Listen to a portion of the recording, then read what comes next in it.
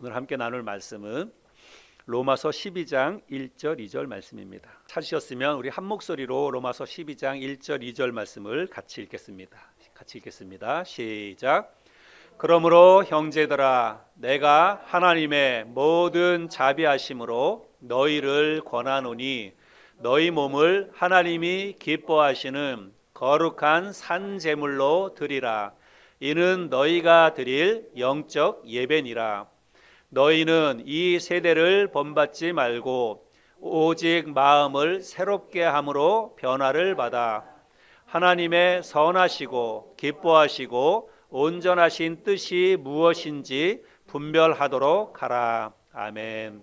여러분들도 모두 그러시겠지만 저도 코로나를 겪으면서 마음이 사실은 많이 다운이 되었습니다. 성도들이 같이 모여서 뭐 다 같이 으쌰으쌰 해도 뭐 될까 말까 한 그런 상황인데 일단 자주 모이지 못하니까 그러니까 뭘 해볼 수도 없는 상황이고 그러다 보니까 마음이 많이 위축되고 사실은 그랬습니다. 그러면서 시간이 점점 길어지면서 이러다 성도들이 교회에서 점점 멀어지는 게 아닐까, 또 실제로 믿음이 하나님에 대한 믿음도 다 까먹고 식어지는 게 아닐까, 이런 이제 걱정과 염려가 사실은 되었습니다. 근데 그런 건 뭐 저 혼자만의 그런 게 아니라 모든 목회자들의 고민과 걱정이지요. 그래서 실제로 목사님들을 만나서 이렇게 이야기를 서로 나누어 보다 보면 실제로 그런 일들이 교회 안에 많이 일어난다는 거예요. 그래서 성도님들이 일단 교회를 계속 못 오다 보니까 믿음도 식어지고 열정도 식어지고 교회에 대한 사랑도 좀 멀어지고 이런 게 현실적으로 이게 막 나타난다고 하는 것이죠. 근데 정말 더 힘들고 마음속에 목회자들이 갖고 있는 이 마음속에 어떤 힘들고 어려운 것은 뭐냐면 지나온 2년의 그런 시간이 아니라 앞으로예요. 앞으로가 사실은 더 걱정이 된다, 이런 얘기들을 합니다. 이런 상황 속에서 어떻게 사역을 해야 될까, 어떻게 목회를 해야 될까, 이게 착잡하고 마음이 두렵고 이런 마음들이 목회자에게 있다는 것입니다. 저에게도 사실은 그런 마음이 있었습니다. 그런데 이제 새로운 한 해를 맞이하면서 제가 이 문제를 두고 고민하고 기도하면서 그래도 어떻게 하면 이런 상황들을 극복하고 우리 성도님들을 정말 다시 믿음 안에서 하나님을 기쁘게 예배하고 또 우리의 신앙을 다시 세워갈까, 이걸 고민하고 기도하는 가운데 하나님께서 이 로마서 12장의 말씀을 생각나게 해주시고 이 말씀을 묵상하게 해주셨습니다. 그래서 너희는 이 세대를 본받지 말고 오직 마음을 새롭게 함으로 변화를 받아. 이 말씀이 제 머릿속에, 이 마음속에 딱 새겨졌어요.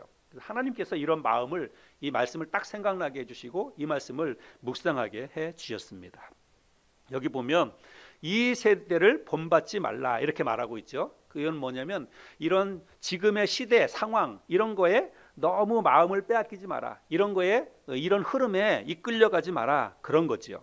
그래서 시대가 어떻든 상관하지 말고 너무 영향을 받지 말라, 거기에 너무 마음을 빼앗기지 말라, 오히려 이럴 때일수록 너의 마음을 새롭게 해라, 그리고 너의 마음이 새로워져야 삶의 변화가 일어난다, 이렇게 하나님이 저에게 말씀해 주시는 것 같았습니다. 그래서 모든 게 하나님께서 제 마음속에 모든 게 마음먹기에 달린 거 아니냐, 근데 네가 지금 네 마음을 그렇게 두려움에 또 어떤 그 마음속에 그 착잡한 마음을 가지고 낙담 가운데 있으면 뭘 할 수가 있겠냐, 하나님께서 저에게 그런 마음의 도전을 주셨다는 것입니다.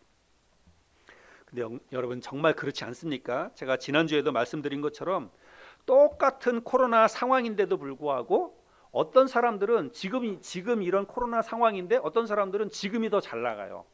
지금이 더 하고 있는 사업이나 뭐 어떤 일들이 지금이 더 좋은 그런 분들도 상당히 많이 있다는 것입니다. 그런데 그렇게 지금 이 코로나 모든 사람들이 다 안 된다, 죽겠다, 정말 힘들다, 뭐 그렇게 이야기하는 상황 속에서도 잘 되는 사람, 그리고 뭔가 그렇게 열심히 잘 하는 사람들은 그 사람들의 마음에 뭔가 다른 마음을 가졌다는 것입니다. 그 출발점은 마음에서부터 출발이 되는 거예요. 이 위기지만 다들 안 된다고 그러지만 난 어떻게 한번 해보겠다라고 하는 강한 의지와 강한 그런 믿음, 마음이 있었기 때문에 그게 결국은 좋은 결과로 열매를 맺은 게 아닌가, 이런 생각이 듭니다. 여러분 우리도 그래야 되지 않겠습니까? 저와 여러분도 그런 마음을 가져야 되겠다고 생각이 됩니다. 그리고 그 마음에서부터 사실은 뭔가 새로운 일이 일어나게 되어 있다는 거예요. 그냥 안 된다고 그러고 상황이 그러니까 어쩔 수 없다, 그렇게 하고 그냥 가만히 넋놓고 있으면 사실은 아무것도 일어나지 않습니다. 오히려 더 안 좋은 쪽으로 삶의 일들이 일어나게 되는 것이죠. 여러분은 어떠신지 모르겠습니다. 아마도 여러분도 저와 비슷하게 마음이 낙담이 되기도 하고 좌절이 되기도 하고 그런 마음들이 아마 많이 있으리라고 생각이 돼요. 마음이 많이 우울하고 그리고 뭔가 의욕이 잘 안 생기고 이런 상황에서 뭘 할 수 있나 이런 생각이 들기도 하고 뭘 해도 별 의미가 없는 것 같고 또 신앙생활도 그냥 별 이렇게 막 열심히 하고자 하는 그런 의욕도 안 생기고 이런 마음들이 여러분 지금은 너나 할 것 없이 이런 마음에 지금 사로잡혀 있다고 하는 것입니다.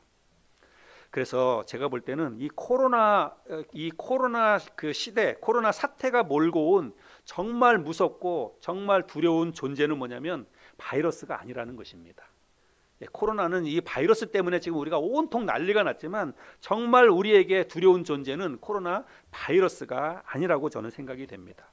우리도 모르는 사이에 이 코로나 오랜 시간을 겪으면서 우리의 마음속에 어떤 게 찾아왔냐면 우울함, 막연한 두려움, 무기력함, 좌절, 절망 이런 게 우리의 마음속에 찾아 들어왔다는 것입니다. 이걸 한마디로 얘기하면 마음의 병이라고 할 수가 있습니다. 이 우리의 마음속에 찾아온 이런 마음의 병은 코로나 바이러스 자체와는 비교할 수도 없이 훨씬 더 우리에게 치명적인 그런 영향을 준다고 저는 생각을 합니다. 그래서 여러분 우리가 잘 알고 있는 철학자 키에르케고르는 절망, 두려움, 공포 이걸 갖다가 죽음에 이르는 질병이라고 그렇게 이야기를 했습니다. 여러분 사람이 마음이 병들면 아무것도 할 수 없어요. 마음이 병들면 사람이 결국은 그런 극단적인 그런 선택도 하는 것입니다. 여러분 사람들이 왜 자살을 선택을 합니까? 마음이 병이 들어서 그래요. 마음의 병이 들었기 때문에 그렇습니다. 삶의 소망을 잃었기 때문에 그 소망이 사라진 자리에 절망이 찾아오는 것입니다. 그리고 그 자리에 바로 무기력함, 우울함 이런 것들이 찾아드는 거예요. 어떤 뭔가 내가 해볼 의지가 없어지게 되고 뭔가 삶의 소망이 있고 희망이 있으면 그러면 도전하게 되고 뭔가 막 찾아서 나서는데 이런 게 다 사라지고 나면 정말 아무것도 못하겠다, 다 하기 싫다, 그러다 보면 마음을 내려놓는 거예요. 혹시 새해가 되었는데도 불구하고 여전히 지금 마음이 가라앉아 있는 분이 이 자리에 혹시 계시다면 오늘 하나님께서 여러분의 마음을 이 하나님의 말씀을 통해서 여러분의 마음을 새롭게 일으켜 주시는 그런 놀라운 은혜가 오늘 이 예배 시간에 있기를 바랍니다. 마음을 새롭게 함으로 변화가 일어나는 그런 은혜와 축복이 저와 여러분 모두에게 있기를 바랍니다. 다시 한번 제가 말씀을 드리는데 여러분 중요한 것은요 우리의 마음입니다. 환경보다 더 중요한 것이 바로 우리의 마음이라고 하는 것입니다. 이러한 상황과 이런 환경을 내가 한번 어떻게 해서든지 이거를 견디고 이겨내 보겠다라고 하는 그런 강한 의지와 강한 마음과 믿음이 우리에게 있어야 한다는 것입니다. 비록 지금은 상황이나 환경은 온통 코로나가 이 세상을 지배하고 있고 우리의 마음을 온통 다 지배하고 있지만 상황이나 환경에 우리의 몸과 우리의 마음을 너무 빼앗기지 않게 하기 위해서 우리의 마음을 새롭게 해야만 된다라고 하는 것입니다. 지금 우리가 가져야 될 그런 마음이 바로 그런 각오라고 저는 생각을 합니다. 그래서 저는 앞으로 매 주일마다 함께 나누는 이 말씀을 통해서 우리의 마음이 좀 완전히 새로워져서 코로나가 끝나든지 아니면 코로나가 끝나지 않든지 그거와 상관없이 우리의 삶에 뭔가 좀 새로운 변화가 좀 일어나기를 바랍니다. 코로나가 사실은 어떻게 진행이 될지 그거는 정말 아무도 잘 몰라요. 장담을 할 수가 없습니다. 그런데 이제 정말 중요한 것은 우리가 코로나에 너무 우리의 마음과 우리의 모든 삶의 모든 것들을 다 빼앗기면 안 되겠다라고 하는 것입니다. 코로나와 상관없이 그냥 정말 담대함을 가지고 우리의 마음이 새로워져서 우리의 삶의 영역에서 뭔가 새로운 일들이 좀 일어나야 되겠다 이런 말씀인 것입니다. 오늘 함께 우리가 읽었던 로마서 12장 1절 2절 말씀은 오늘날 우리들의 상황과 또 이런 상황 속에서 우리가 어떻게 해야 하는지에 대해서 너무나 정확하게 가르쳐주는 그런 말씀이라고 저는 생각을 합니다. 너희는 이 세대를 본받지 말고 여러분, 본받는다는 말은 따라간다는 거예요. 예, 그 영향을 받고 따라간다는 게 본받는다는 것입니다. 근데 사실은 요즘 보면 코로나에 영향을 안 받는 사람이 어디 있습니까? 그렇죠? 예, 코로나에 영향을 안 받는 사람이 없어요. 모든 직종, 연령 상관없이 모든 사람들이 다, 전 세계에 있는 모든 사람들이 다 코로나의 영향을 지금 받고 있습니다. 제가 지난주에 강남에서 음식점을 하고 있는 분하고 잠깐 그 이야기를 할 기회가 있었는데, 그분이 강남에서 음식점을 하면서 2년 동안 자기 가게에 코로나 확진자가 15번이나 다녀갔답니다. 15번이 코로나 확진자가 다녀갔대요.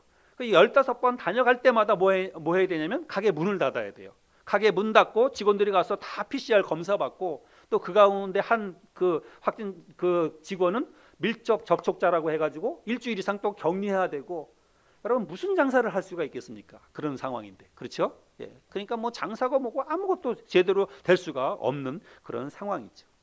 음식 장사뿐만이 아니라 저는 이 코로나 상황 속에서 가장 타격과 가장 엄청난 영향을 받은 것 가운데 하나가 교회라고 생각이 됩니다.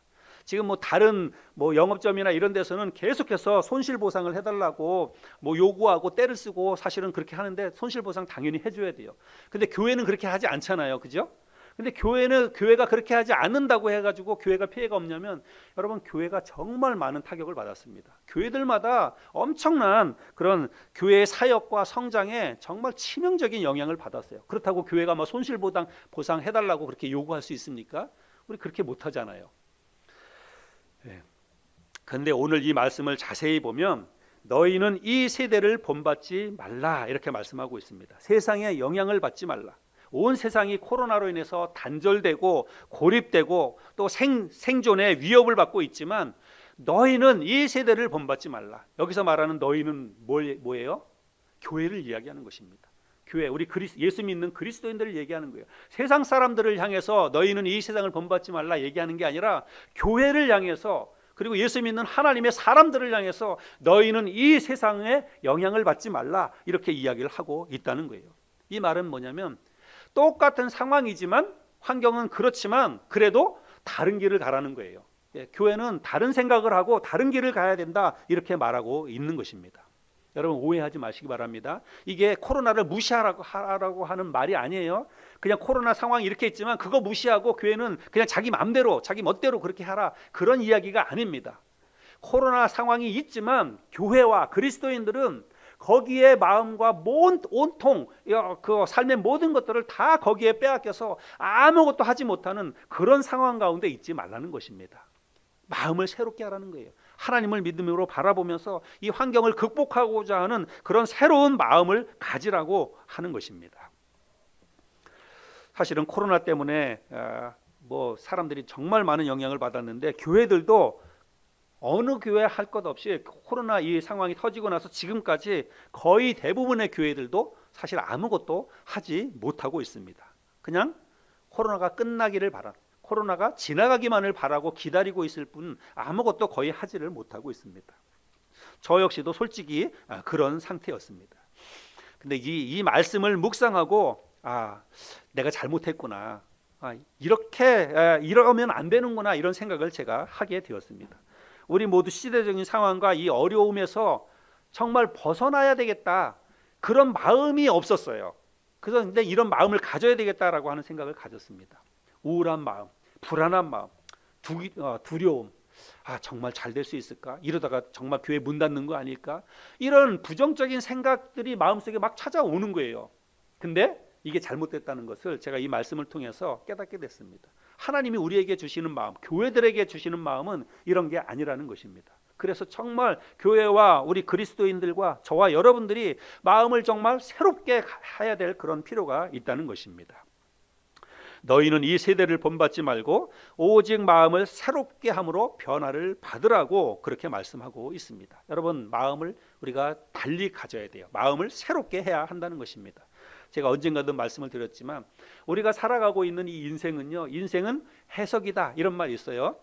자기에게 어떤 고난과 어떤 일이 오든지 간에 그거를 어떻게 해석하느냐, 그것을 어떻게 받아들이고 그것을 어떻게 풀어나가려고 하느냐, 그것에 따라서 삶의 어떤 그 결과가 확연하게 달라질 수 있다는 것입니다. 그래서 인생은 해석이라는 거예요.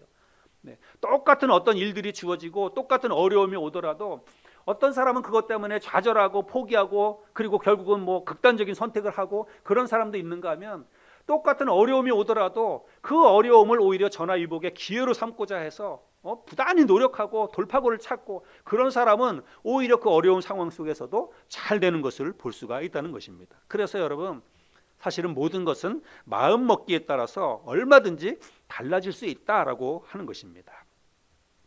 우리는 비록 힘들고 어려운 이 코로나 상황이지만 이런 상황 속에서도 영적인 분별력을 가지고 이런 상황을 하나님의 시각으로 우리가 바라봄으로 인해서 우리의 삶 속에 다가온 이 어려움을 정말 한번 좀 극복해보고 또 돌파구를 열어서 새로운 길을 찾아갈 수 있는 저와 여러분들이 되었으면 좋겠습니다. 무엇보다도 우리가 마음을 새롭게 하라고 하나님이 말씀하고 있는데, 마음을 새롭게 해야 할 이유가 있어요. 그 이유는 뭐냐면, 우리가 마음을 새롭게 해야만 하나님의 계획과 우리 인생을 향한 하나님의 뜻이 무엇인지를 알 수가 있기 때문이라는 것입니다. 여러분, 그 본문 말씀 2절 말씀에 보면, 너희는 이 세대를 본받지 말고 오직 마음을 새롭게 함으로 변화를 받아 그 다음에 하나님의 선하시고 기뻐하시고 온전하신 뜻이 무엇인지 분별하도록 하라. 우리가 마음을 새롭게 해야만 나를 향한 하나님의 계획과 뜻, 그것이 무엇인지를 분별할 수 있다는 것입니다. 지금 이 코로나, 이 어려운 상황이지만 우리가 마음을 달리 먹어야만, 그래야만 이 코로나 상황을 통해서도 하나님이 우리에게 뭘 원하시는지, 우리가 어떻게 살아가기를 원하시는지 그 하나님의 계획과 뜻을 우리가 알 수가 있다는 그런 사실입니다. 저는 그래서 올해 교회 표어를 마음을 새롭게 함으로 변화를 받아라고 이렇게 정했습니다. 그리고 세부적인 실천 사항으로 3가지를 제가 정했는데, 여러분이 같이 한번 저하고 한번 읽어볼까요? 시작. 예배의 감격을 회복하는 애. 2번째, 말씀을 더 가까이 하는 애. 3번째, 교회를 위해 간절히 기도하는 애. 제가 이 3가지를 마음에 품고 정말 우리 성도님들과 함께 올 한 해는 이 3가지에 집중하면서 이 3가지를 집중할 때 우리의 마음이 새로워질 거라고 저는 생각을 합니다. 그래 이 3가지를 우리가 열심히 마음에 품고 실천하는 것이 곧 하나님의 선하시고 기뻐하시고 온전하신 뜻이라고 저는 생각을 합니다. 여러분, 실제적으로 코로나로 인해서 예배의 감격이 사라졌잖아요. 예배의 감동이 사라졌어요. 교회에 일단 모이지 말라 그러고, 모여도 아주 극소수의 사람만 모이라 그러고, 그리고 다 마스크 쓰고 그 예배드리라 그러고, 또 예배 시간에 큰 소리로 찬양하지 말라 그러고, 뭐 크게 뭐 합심기도 통성기도 하지 말라 그러고. 여러분, 그런 상황 속에서 예배가 어떻게 뜨겁게 감동이 있는 그런 예배가 되겠어요? 그죠? 정말 힘들잖아요. 실제적으로 뭐 교회 예배에 대해서는 그래도 그나마 그렇지만, 장례식장이나 그리고 결혼식장이나, 여러분 결혼식도 그렇고 장례식도 그렇고 굉장히 의미 있는 거잖아요, 우리에게는. 그죠? 인생에 가장 우리가 살아가면서 어떤 우리가 겪을 수 있는 큰 일이 결혼식, 장례식 이거잖아요. 근데 결혼식, 장례식장에서 그리스도인들이 모여서 예배드리고 그렇게 하는데, 뭐 결혼식의 축하 예배도 그렇고, 장례식장을 통해서 우리가 입관 예배드리고 정말 슬픔을 같이 나누면서 같이 찬양하고 말씀을 전하고 기도하고 하는데 찬양을 못하게 해요. 장례식장에서 찬양 못합니다. 결혼식장에서도 찬양 못해요. 그냥 기도만 하라는 거예요. 그것도 짧게. 그래서 이런 상황 속에서 정말 예배의 감동들이 다 사라졌습니다. 예전처럼 그렇게 뜨겁게 찬양하고 뜨겁게 기도하고 그렇게 성도들이 삶을 같이 교제하고 이런 것들을 지금 못하고 있잖아요. 근데 정말 우리가 그 예배의 감동을 다시 한번 좀 회복하는 그런 우리가 되어야 되겠다고 생각이 됩니다. 하나님은 너희가 차든지 더없든지 둘 중에 하나를 하라고 그렇게 이야기합니다. 그냥 미지근한 상태에 있으면 토해내버리겠다고 하나님이 말씀하고 있습니다. 그래서 우리가 읽었던 본문 말씀 1절에서도 그러므로 형제들아 내가 하나님의 모든 자비하심으로 너희를 권하노니 너희 몸을 하나님이 기뻐하시는 거룩한 산제물로 드리라 이렇게 말하고 있습니다. 이것이 우리가 드릴 예배라고 말씀하고 있어요. 근데 여러분 몸을 드리지 않는 예배, 몸이 함께하지 않는 예배, 여러분 그것은 사실은 예배라고 볼 수 없습니다. 이 몸을 드린다는 것은 구약 시대로 얘기하면 희생 제물을 드린다는 말과 똑같아요. 그래서 하나님이 정해 놓으신 소나 양이나 염소 이런 제물을 가지고 와서 하나님을 그 제사했던 게 구약의 제사입니다. 오늘날 우리가 하나님 앞에 나와서 하나님께 예배 드릴 때는 우리 몸이 일단 우리 몸이 오는 거예요. 몸이 하나님 앞에 드려지는 것입니다. 근데 몸이 드려지지 않는 그런 예배가 어떻게 예배가 될 수가 있겠어요? 뭐 꼭 우리가 교회에서만 예배 드리는 게 예배라고 저는 그렇게 생각은 하지는 않습니다. 근데 여러분 우리가 한번 해봤잖아요. 교회에서 지금은 그래도 우리가 어느 정도 이렇게 교회에 모여서 예배를 지금 드리는 상황이지만 교회에 나와서 예배 드릴 수 없는 일들이 한동안 있었잖아요. 그래서 저와 제 아내와 우리 유리와 셋이만 예배 드릴 때가 그렇게 한동안 있었습니다. 그때 여러분은 온라인으로 집에서 가정에서 예배 드렸죠. 근데 여러분 저도 온라인으로 예배를 드려봤는데 여러분 어떻게 집에서 온라인으로 예배 드릴 때 솔직히 예배가 잘 되던가요? 잘 안 돼요. 그건 예배라고 할 수 없습니다. 우리가 일단 복장도 그렇고 마음도 그렇고 그냥 보는 거예요. 그냥 목사님 설교 보는 거. 그죠? 그러다가 뭐 그냥 핸드폰도 너무 그 방역 당국에서도 꼭 예배 시간에 맞춰 가지고 그 안내 문자를 보내요. 그 영상 보다가 안내 문자 딱 오면 또 끊어져 버리고. 그렇죠? 그러다가 뭐 카톡이 오거나 문자가 오거나 그러면 그것도 확인하고 이게 무슨 예배입니까, 이게? 예배가 아니에요. 그냥 어쩔 수 없으니까 우리가 차선책으로 온라인 예배라고 그렇게 타이틀도 붙여서 하는 거지 그건 예배라고 사실은 할 수가 없습니다. 정말 하나님이 원하시는 예배는 우리 몸을 산 제물로 드리는 것입니다. 내 시간도 내 몸도 직접 하나님 앞에 와서 드리는 것이 그게 예배라고 할 수가 있는 거예요. 여러분 예배의 감동은 거기서부터 출발이 된다라고 하는 것입니다. 물론 정해진 방역 규칙, 수칙은 지켜야 돼요. 우리 교회는 계속해서 그거를 준수하고 있고 그 범위 내에서 우리가 지금 하려고 하고 있습니다. 그래서 그런 것들을 정해진 규칙 안에서 우리가 최대한 정말 우리의 몸과 마음을 새롭게 해서 하나님 앞에 와서 기쁨으로 예배를 드릴 때에 그때 예배의 감격이 회복되리라고 저는 믿습니다. 여러분 올 한 해 저와 여러분들이 마음을 너무 움츠리지 말고 마음을 새롭게 함으로 변화를 받아서 정말 예배의 감격을 다시 회복하는 그런 시간이 되었으면 좋겠습니다. 두 번째로는 말씀을 가까이 하는 해가 되어야 됩니다. 여러분 제가 계속해서 저는 교회 개척해서 말씀 중심의 우리 교회, 말씀을 여기도 있지만 말씀이 좋은 교회, 뭐 제가 설교를 잘한다는 그런 뜻이 아니에요. 말씀을 사모하고 성도들이 말씀 중심으로 신앙생활하는 그런 교회라고 하는 것입니다. 그래서 여러분 올 한 해 여러분도 그 성경 일독하는 것, 일독 이상씩 꼭 할 수 있도록 꾸준히 성경을 읽으시기 바랍니다. 여러분 말씀은 곧 하나님이에요. 눈에 보이지 않지만 하나님이 이 말씀이십니다. 그래서 내가 하나님을 알아가고 하나님을 가까이 하고 하나님을 사랑한다는 게 말씀 사랑하고 말씀을 가까이 한다는 거예요. 눈에 보이지도 않는 하나님 사랑합니다 이렇게 입술로 고백한다고 해서 그게 사랑이 아니라 실제로 말씀을 가까이 하고 말씀을 사모하고 말씀을 읽고 그게 여러분 하나님 사랑하는 것입니다. 저와 여러분들이 올 한 해도 끊임없이 계속해서 적어도 최소한 모든 성도들이 최소한 1년에 성경 한 번은 읽어야 됩니다. 그래서 우리 주보에 계속 싣고 있는 그 순서대로 계속 말씀을 읽으시고 시간을 내셔서 더 많이 읽으시고 그렇게 성경을 읽으시기를 바랍니다. 또 제가 매일 보내드리는 그 큐티 말씀 여러분 그것도 꼬박꼬박 잘 챙겨서 읽으시기 바랍니다. 여러분 제가 어제 통화를 했어요. 이제 저한테 카톡이 왔습니다. 제가 이제 큐티 말씀을 우리 교회 성도님들한테 물론 이제 단체 카톡방을 통해서 보내드리고 또 개별적으로도 제가 한 10분 이상에게 제가 저와 관계가 있는 분들한테 보내드리고 있습니다. 근데 제가 언젠가 한번 얘기했잖아요. 집사람하고 제주도 갔다가 제주도에서 만난 분, 그분이 말씀을 너무 사모하고 그런 분이라서 말씀을 보내주고 있는데 이분이 어제 저한테 카톡을 보내왔어요. 그래서 궁금한 게 있다고, 목사님 궁금한 게 있어요. 그러면서 성경에 여러 명의 성경을 읽다 보니까 너무 재밌대요. 근데 읽다 보니까 거기에 사람들의 이름이 많이 나오고 있고 그런데 목사님 거기 성경에 나오는 사람들이 실제 있었던 사람입니까? 이런 거 물어보고 그 다음에 우리가 성경은 하나님의 말씀이라 그러는데 실제로 사람이 쓴 거 아니냐, 근데 사람이 쓴 성경인데 왜 하나님의 말씀이냐 이런 걸 물어보는 거예요. 그래서 제가 이제 통화를 하면서 자세하게 다 설명도 해주고 그렇게 했는데, 이분이 제가 말씀 보내주는 거에 대해서 너무 고맙다는 거예요. 목사님께서 바쁘고 또 시간도 없고 그럴 텐데 어떻게 그렇게 말씀을 이렇게 다 그냥 정성스럽게 해서 매일매일 그거를 보내주느냐고, 자기한테는 너무 고맙다고, 그게 자기가 신앙생활 하는데 너무 도움이 된다, 그렇게 얘기를 합니다. 그래서 제가 그걸 그 자매님한테, 자매님, 제가 아무리 바빠도 자매님처럼 그렇게 말씀을 기다리고 있고 사모하고 있고 또 말씀을 보고 새롭게 깨닫고 하나님 더 사랑하고 그런 마음과 그런 열정을 가지고 있는 분이 있다면 제가 뭐든지 할 수 있습니다. 제가 끝까지 책임지고 그렇게 할 수 있습니다.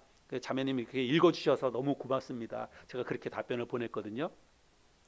여러분들도 제가 보내드리는 큐티 말씀 어떤 마음으로 읽고 있는지 모르겠지만, 저는 그 아침마다 그 큐티 말씀 이게 정리해서 보내는데 시간을 굉장히 많이 드립니다. 제 나름대로 말씀을 묵상하고 그걸 가지고 제 삶에 적용하고, 우리 성도님들도 이 말씀 가지고 오늘 하루를 살아내야 될 텐데, 그거를 말씀을 묵상하고 준비하다가 조금 늦어지면 마치 그냥 제가 밥을 늦게 주는 것 같은 그런 이제 마음이 막 이렇게 불안함, 이런 초조함, 이런 게 막 생겨요. 내가 빨리 말씀을 보내줘야 이 말씀을 또 읽고 성도님들이 또 하루를 살 텐데, 이런 생각들이 들고 그렇습니다. 여러분, 말씀을 정말 사모하고 올 한 해 동안 하나님 말씀밖에 없어요. 우리가 말씀 붙잡고 살아야지 뭘 어디에서 우리가 힘을 얻을 수 있겠습니까? 그래서 정말 말씀을 더 가까이 하는 그런 여러분들이 될 수 있기를 바랍니다. 지금은 우리가 같이 성경 공부 잘 못하지만 상황이 좀 좋아지고 좀 나아지면 또 다시 예전처럼 오후에 모여서 같이 성경 공부도 하고 그렇게 삶도 나누고 그럴 테니까 아무쪼록 올 한 해 말씀을 정말 가까이 더 하는 그런 저와 여러분들이 될 수 있기를 바랍니다. 마지막 한 가지는 교회를 위해서 간절히 기도하는 것이죠. 코로나는 서로 거리 두어야 된다, 그래야 산다, 사람들하고 가까이 하면 안 된다, 그렇게 얘기하잖아요. 근데 실제로 그렇잖아요. 코로나는 가까이 하면 안 되는 거예요. 그런데 우리가 이렇게 물리적으로 성도들이 가까이 하지 않고 멀리 떨어져 있다가 보니까 성도들 간의 사랑과 연합이 많이 식어졌어요. 근데 이걸 어떻게 회복해야 할 수 있냐면 서로를 위해서 우리가 잊지 않고 기도하는 것입니다. 몸은 떨어져 있고 자주 주일날 와가지고도 그냥 예배드리고 그냥 다 가기 바쁘고 같이 그래도 밥이라도 먹으면 좀 가까워지는데, 이것도 못하게 한 2년 이상 밥도 같이 못 먹다 보니까 성도들도 성도들끼리 서로 대면하고, 그래도 우리 교회는 좀 작으니까 그래도 우리는 조금 좀 연합이 되는데 정말 이게 어려워지는 거예요, 교회들마다. 근데 이거를 극복하려면 뭐 해야 되냐면 성도들끼리 서로를 생각하면서 간절히 기도하는 것입니다. 여러분, 우리 교회는 지금 매일마다 기도 제목이 나가잖아요. 그래서 그 기도 제목 보고 적어도 그날만큼은 그 성도님들을 생각하면서 여러분 기도합시다. 우리 간절히 그 성도님들 기도 제목을 보면서 기도하면, 그러면 몸은 떨어져 있어도 마음이 우리가 연합이 될 수 있어요. 성도를 늘 생각하고 그런 사모하는 마음이 생길 수가 있다는 것입니다. 오늘 우리가 함께 이런 말씀을 나누는데 이 말씀이 여러분에게 어떻게 들리는지 모르겠습니다. 제가 여러분에게 너무 현실과 동떨어진 그런 이야기를 하거나 혹은 너무 무리한 것을 요구하고 있다고 저는 생각하지 않습니다. 목사님, 아직도 코로나 상황이 위중한데 지금도 3-4천 명, 앞으로 더 많이 방역 당국의 얘기를 들어보면 오미크론 때문에 1월 말에는 한 2만 명 하루에 그렇게 확진자가 나올 거다, 이렇게 이야기하기도 하고 그렇습니다. 그런 목사님이 그렇게 지금 위중한 상황인데 모든 걸 무시하고 또 교회 열심히 나오라고 그렇게 얘기하는 겁니까? 이렇게 얘기할지 모르겠지만 여러분, 제가 그런 게 아니라고 말씀을 드렸죠. 중요한 거는 상황은 지금 굉장히 아직까지도 여전히 위중한 그런 상황이지만 넉넉히 있지 말자는 거예요. 이것 때문에 모든 걸 다 내려놓고 아무것도 안 하고 있지 말자고 그렇게 말씀을 드리는 것입니다. 이런 상황이기 때문에 오히려 더 우리의 마음을 새롭게 해야 된다는 거예요. 이렇게 힘들고 어려운 상황이기 때문에 우리가 더 하나님 중심으로 마음을 가져가야만 이 위기에서 벗어날 수 있다고 말씀을 드리는 것입니다. 중요한 거는 마음이라 그랬죠. 이 세대를 본받지 말고 오직 마음을 새롭게 하라, 이렇게 말씀하고 있습니다. 이 말씀을 여러분, 하나님이 나에게 주시는 말씀이라고 오늘 저 여러분들이 다 받아들였으면 좋겠습니다. 코로나 때문에 아무것도 못하고 우리 스스로 감옥에 갇혀서 불안하고 우울하고 그런 나날을 보내지 말고 보다 적극적으로 좀 담대한 마음을 가지고 하나님을 의지하면서, 그래서 우리의 신앙생활도 다시 회복하고 우리의 일상생활도 다시 회복할 수 있는 저와 여러분들이 될 수 있기를 바랍니다. 우리 교회에도 올 한 해는 정말 모든 것이 다시 새로워지는 그런 한 해가 될 수 있기를 바랍니다. 여러분, 제가 지난주에 하나님의 선한 손이 도우심으로 이런 제목으로 같이 말씀을 나눴죠. 하나님의 선한 손이 도와주셔서 우리가 생각지도 못했던, 우리가 전혀 기대하지도 않았던 방법으로 하나님께서 우리의 삶 가운데 역사하시고 도와주시는 그런 놀라운 은혜와 기적들이 올 한 해 여러분의 삶 가운데 많이 좀 일어나기를 바랍니다. 여러분, 우리 교회에도 그런 일들이 진짜 많이 일어나고 있어요. 제가 다 일일이 여러분에게 설명드리진 않지만 우리 교회에 제가 전혀 생각하지도 못했고 제가 뭐 열심히 노력해서 된 것도 아닌데도 불구하고 너무 좋은 일들이 많이 일어나고 있습니다. 몇 가지 말씀드리면, 여러분 여기 우리 꽃꽂이 이렇게 헌신해 주신 자매님 계시잖아요. 교회는 이제 아주 가끔씩 한 번씩 나오지만 이 최원숙 자매님이 이제 우리 그 다른 자매님을 통해서 우리 교회에 연결이 됐는데, 이 자매님이 분당에서 이렇게 그 사업을 하십니다. 근데 이 자매님이요, 자기가 사업을 시작해가지고 40년 정도 지금 그런 일들을 했는데 40년 만에 처음이래요. 이렇게 장사가 잘 되는 때가. 그동안 코로나 때문에 잘 안 됐어요. 이 자매님도 안 됐는데 최근 들어와가지고 지난 연말부터 시작해서, 그러니까 12월 달부터 시작해가지고 지금까지 40년 만에 이렇게 장사가 잘 될 때가 없었대요. 그래가지고 지난 그 성탄 예배 때 오셨잖아요. 오셨는데도 그날도 원래 주일날은 문 닫는 날인데 계속해서 사람들이 와 찾아가지고 예배 끝나자마자 그냥 불이 나게 갔어요. 그날 저녁에 가가지고도 뭐 하루에 뭐 몇백만 원씩 물건을 파는 거예요. 너무 장사가 잘 돼가지고. 그래서 너무너무 뭐 바쁘기도 하지만 너무너무 고맙다. 그래서 목사님 기도해 주셔서 고맙다고 그렇게 하면서 그 자매님이 마지막 주일에 오셔서 감사헌금을 100만 원을 주고 가셨습니다.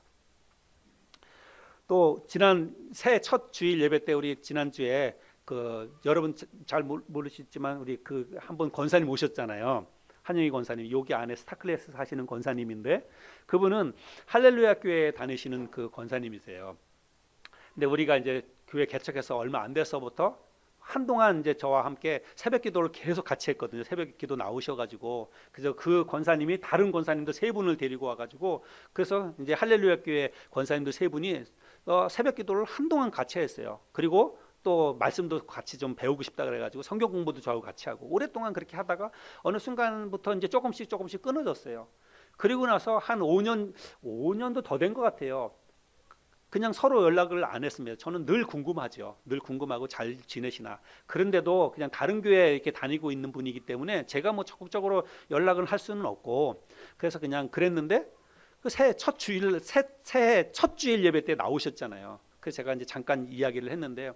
권사님, 어떻게 새해 첫 주일이면 본교회 가야죠. 사실은 그죠? 그 본교회마다 다 새해 신년 감사 예배 드리잖아요. 우리도 했듯이. 그다음에 성도들 보러 다 나오라고 그러고 새해 연초부터 뭐 새로운 각오를 가지고 시작합시다 막 그러잖아요. 근데 그분은 그 교회 권사님이고 찬양대에서도 아주 뭐 중요한 일을 하는 그런 권사님인데 우리 교회로 오셨어요. 그래서 제가 어떻게 오셨냐, 그래서 혹시 본교회 지각해가지고 가까우니까 우리 교회 오셨냐 그랬더니 지각해서 간 게 아니라 마음속에 새해 첫 주일인데 하늘소망교회 그 하나님이 지금 나갔으면 좋겠다 이런 마음에 부담을 주셨대요.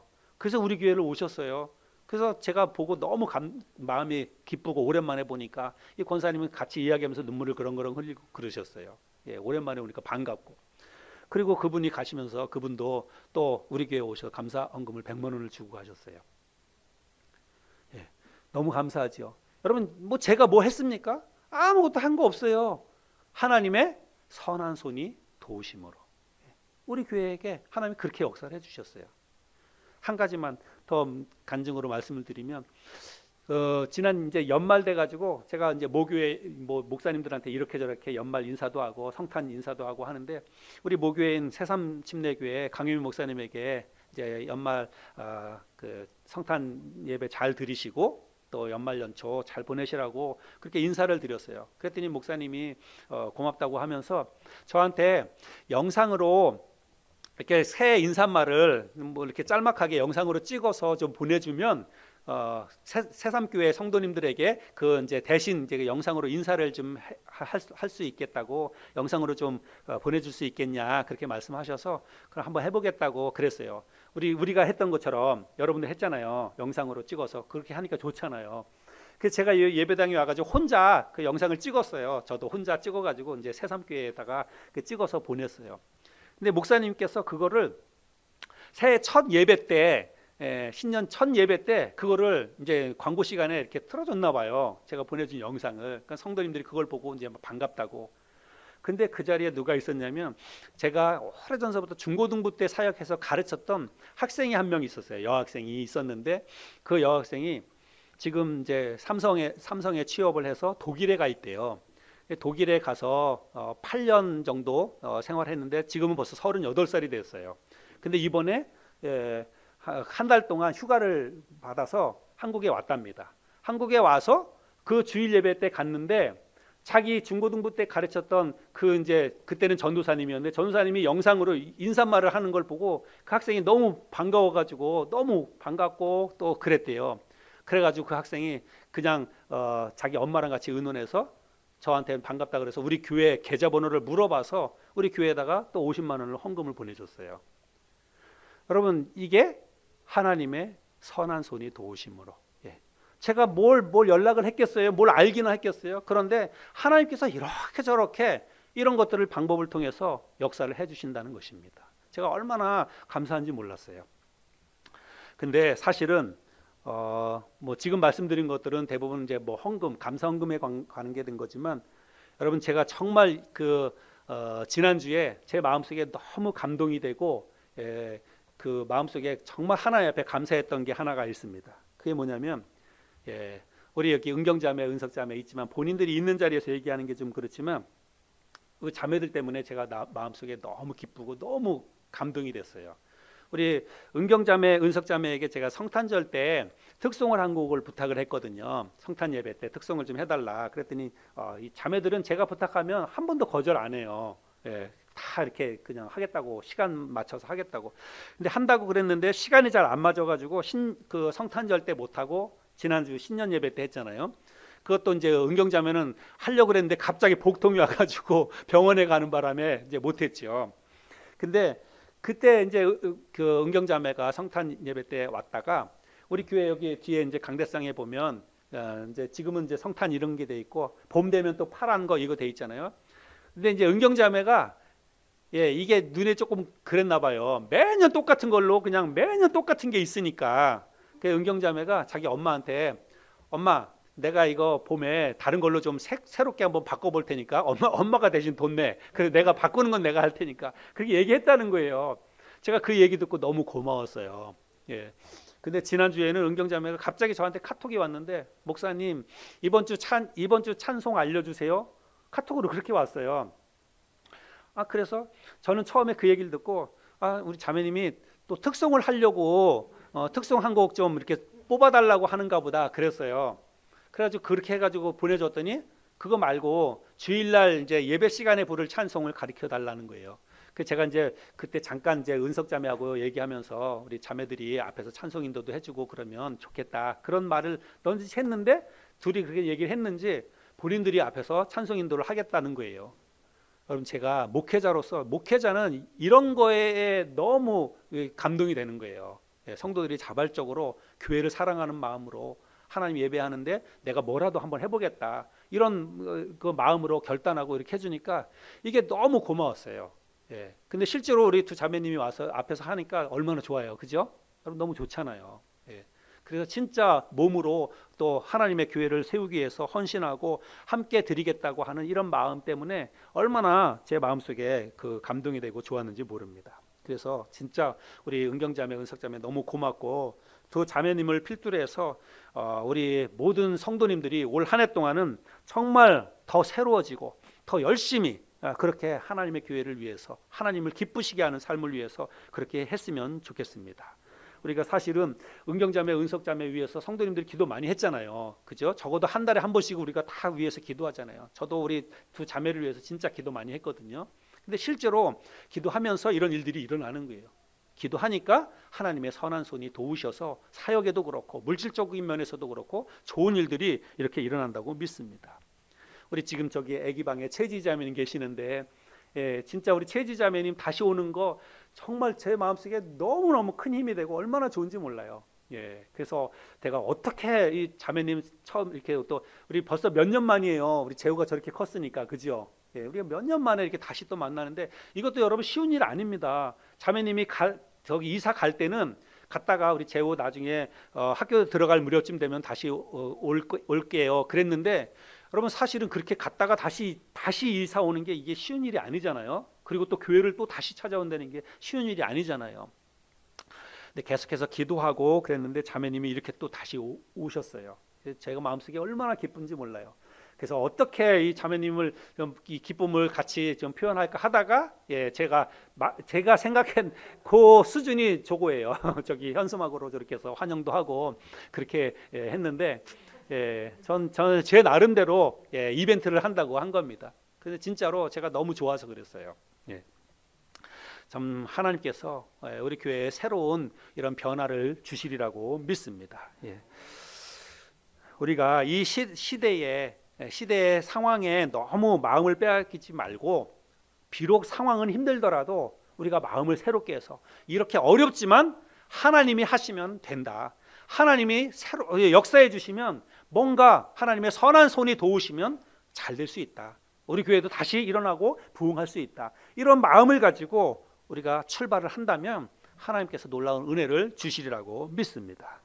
여러분의 가정에도 이런 일들이 일어나길 바라고요. 여러분 개인의 삶에도 하나님의 선한 손이 도우시는 놀라운 은혜가 많이 일어나길 바랍니다. 그러려면 마음을 바꿔야 돼요. 마음을 새롭게 해야 됩니다.